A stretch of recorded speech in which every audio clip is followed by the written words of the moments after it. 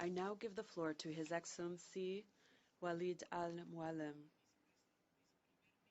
Deputy Prime Minister and Minister of Foreign Affairs and Expatriates of the Syrian Arab Republic.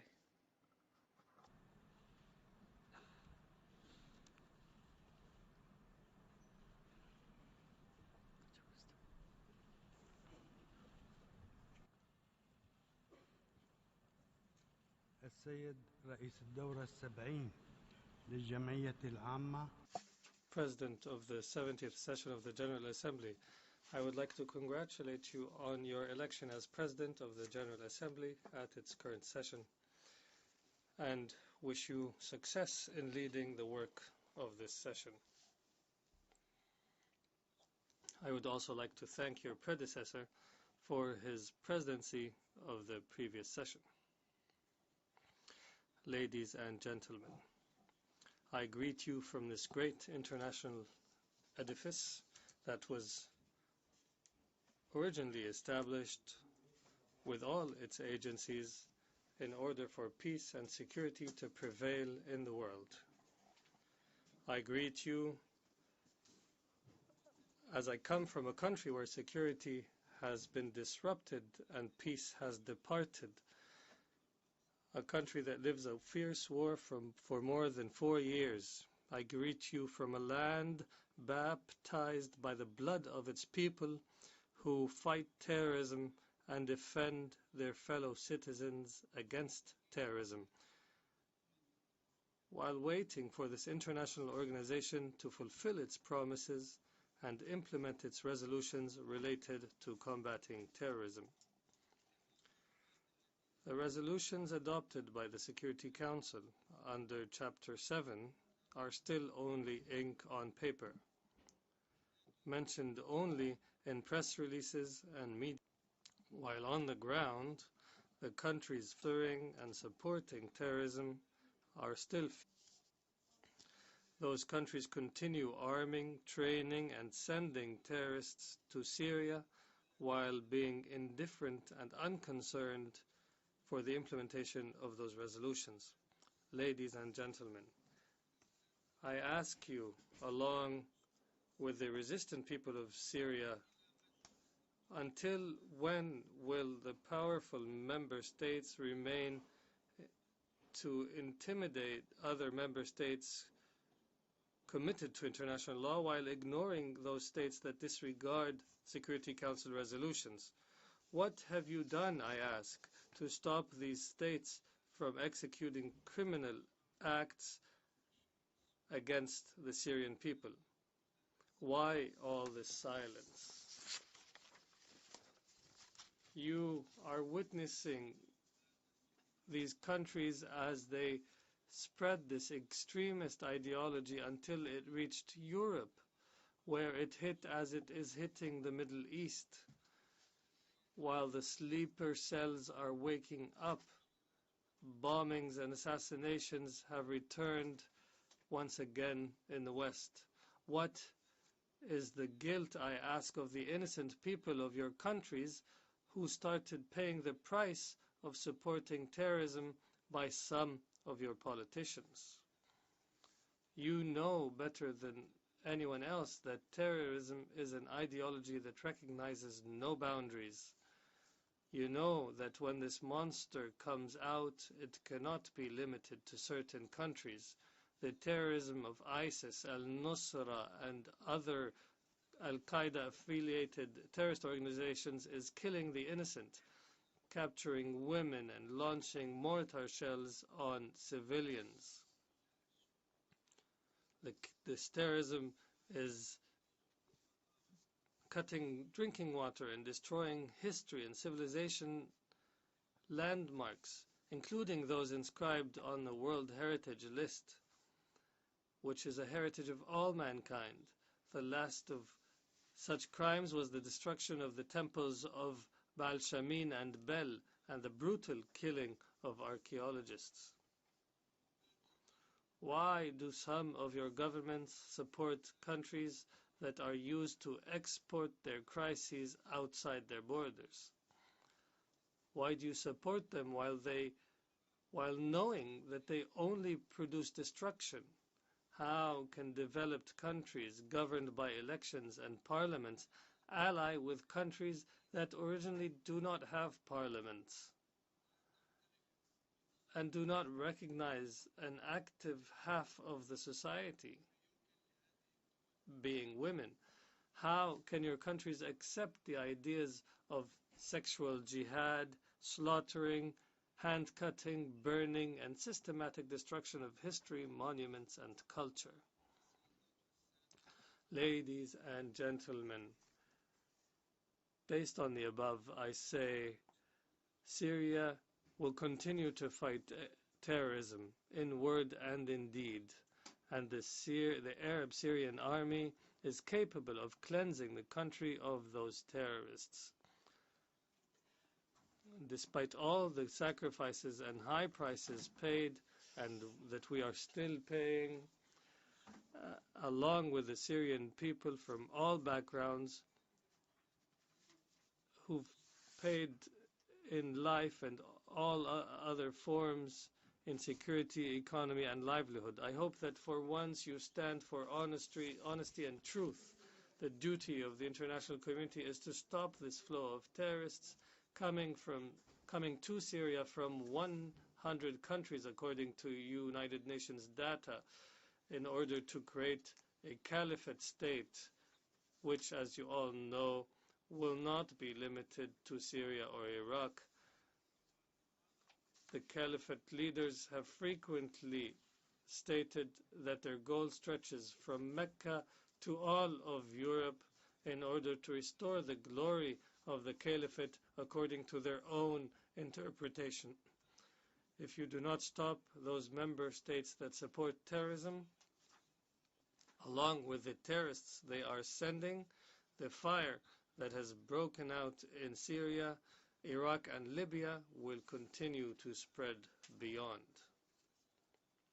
Mr. President, Syria has not stopped advocating to political dialogue and practicing what we preached based on our vision, which proved to be correct, that the fight against terrorism is a priority to move on in other tracks. Syria cannot implement any democratic political measure related to elections or a constitution or the like, while terrorism is striking at home and threatening innocent civilians in the country. How can we ask the Syrian people to head to the ballot box while they are not safe in the streets and inside their homes, while they are under the missiles and mortar shells launched by terrorist groups supported by well-known countries? Nevertheless, we were and still are believers in the political choice, the political dialogue, according to the parameters known to all, namely preservation of national sovereignty, the unity of Syria's territory and people, maintaining the state institutions, developing them and improving their performance, and that the only way to a political solution is through Syrian-led national dialogue without any foreign interference. Based on this, Syria agreed to participate in Geneva II, Moscow I and II. I would like to announce here that Syria agrees to participate in the 4 brainstorming committees of experts proposed by the Special Envoy Staffan de Mistura. Mr. de Mistura has repeatedly confirmed that these committees' role is mainly to exchange ideas and that they will conduct unbinding preliminary consultations whose agreed-upon outputs can be used to prepare for the launching of Geneva III. In the light of this, some imagined that Syria's approval of the political track, regardless of its form, initiative, and names, has a connection to what they portray as the weakness of Syria's army and people on the ground.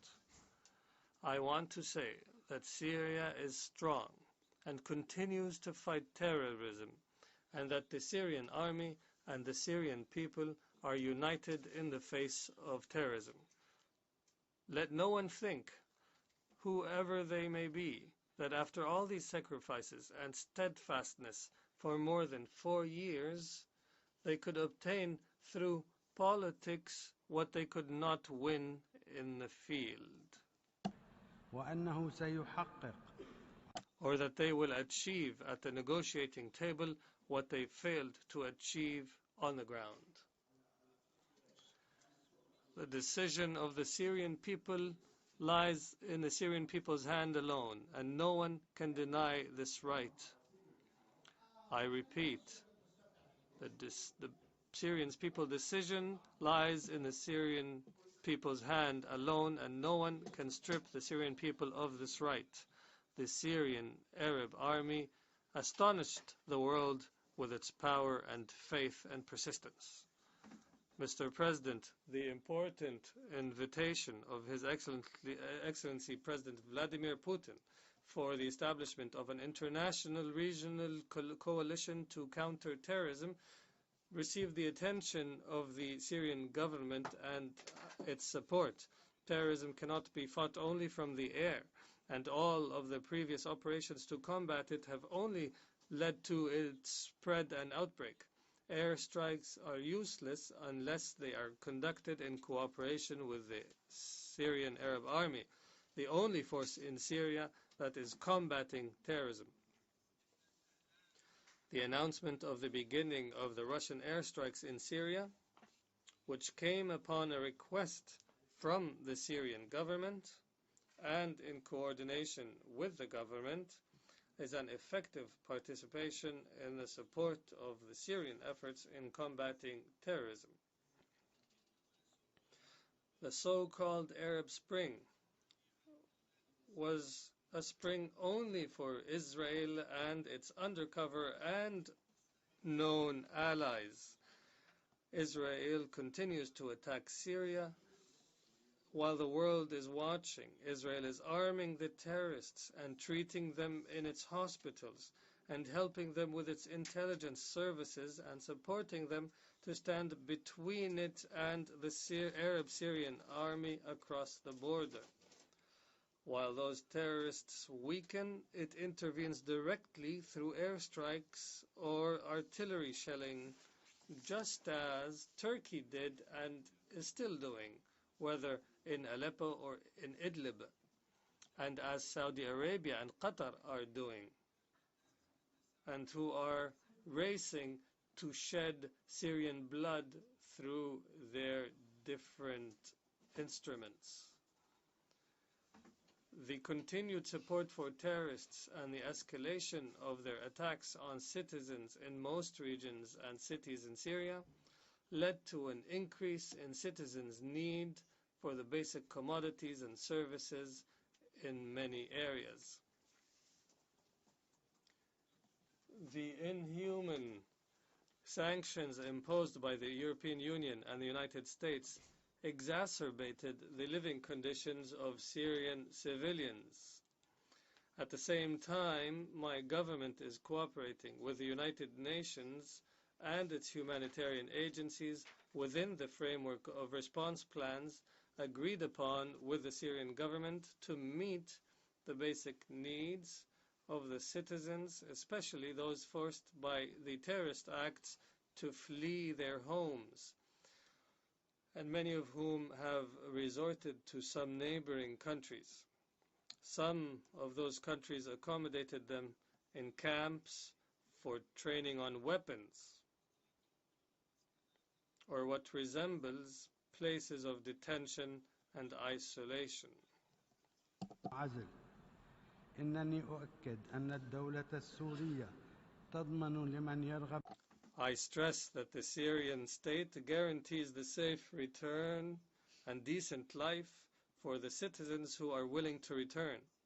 At the same time, Syria continues to exert all efforts to deliver aid from international organizations to all Syrian citizens without discrimination wherever they are.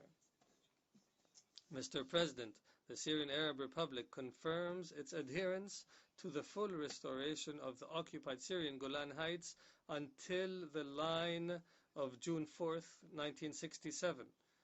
It also emphasizes its rejection of all actions taken by Israel, the occupying power, to change its natural, geographical and demographic characteristics, in clear violation of relevant Security Council resolutions, in particular Resolutions 497 of 1981 and 465 of 1980. Syria also confirms that the Palestinian issue is the central issue of the Syrian people, which supports the inalienable and legitimate rights of the brotherly Palestinian people, particularly the right of return and self-determination, and the establishment of an independent state on its land with Jerusalem as its capital. Mr. President, at the end of 2013, Syria accepted the initiative of the President of the Russian Federation, His Excellency Mr. Vladimir Putin, and joined the Convention of the Prohibition of Chemical Weapons, based on the need to establish in the Middle East a free zone of nuclear weapons and all weapons of mass destruction. It also wanted to prove to the whole world its commitment to stand against any use of chemical weapons. Syria fulfilled its obligations resulting from its accession to the Convention and completed its commitments despite the prevailing difficult situation. Were it not for the Syrian cooperation with the UNOPCW joint mission, it would have not been possible to complete the tasks of the mission. Mr. President, the Syrian Arab Republic would like to congratulate the Islamic Republic of Iran on its steadfastness and victory in achieving the historic agreement that fulfills the aspirations of the brotherly people of Iran and recognizes the right of Iran to use nuclear energy for peaceful purposes, and lifts the sanctions imposed against Iran, as well as lifts the freeze on its assets and leads to opening up the international arena on this brotherly country. This agreement proves that the diligent and serious diplomatic approach is able to overcome all obstacles and result in peaceful and fair solutions for difficult issues. Syria stresses that establishing a zone free from all weapons of mass destruction in the Middle East is unachievable without the accession of Israel, the only nuclear power in the region, to all treaties banning such weapons, and to put its nuclear facilities under the supervision of the International Atomic Energy Agency.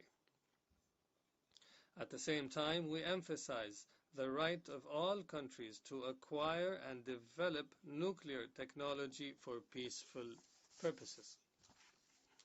Mr. President, Syria emphasized that imposing unethical, unilateral, coercive economic measures by the United States and the European Union contradicts the rules of international law and the principles of free trade. On this basis, we congratulate Cuba on reaching an agreement with the United States that lifts the blockade imposed on it. We also renew our call to lift and stop all unilateral coercive measures imposed on Syria and the peoples of other countries such as the Democratic People's Republic of Korea, Venezuela, and Belarus. Mr. President, finally, I would like to say to all those who claim their keenness for the security and safety of the Syrian people the following. If you want to gain victory over terrorism and to achieve economic and political reforms, you have to honestly implement Security Council resolutions related to countering terrorism. Only then we can begin the countdown to the end of war in Syria, until we get to the final quarter hour and open the doors to implement what is agreed upon in the political dialogue. Thank you, Mr. President. I thank the Deputy Prime Minister and Minister of Foreign Affairs and Expatriates of the Syrian Arab Republic for his statement.